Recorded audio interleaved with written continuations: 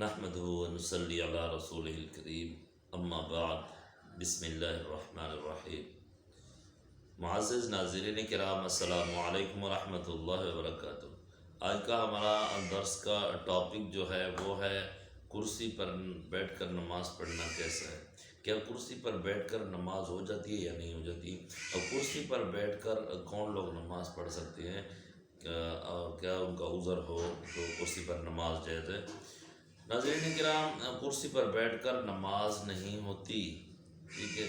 اگر طاقت آدمی کی نہیں ہے، کمزوری ہے،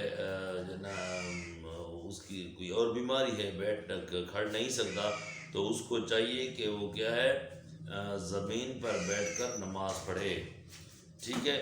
کرسی پر بیٹھ کر نماز نہیں ہوتی۔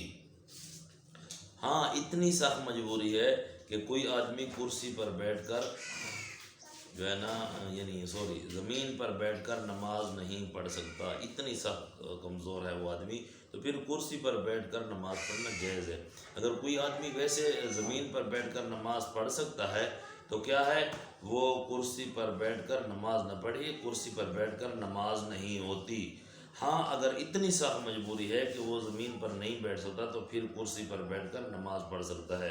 اور کچھ لوگوں نے یہ بھی کہا ہے کہ بھئی کرسی پر بالکل نماز نہیں ہوتی، کرسی پر جو ہے نماز پڑھنا حرام ہے، ناجائز ہے۔ نہیں، ایسا بھی نہیں ہے۔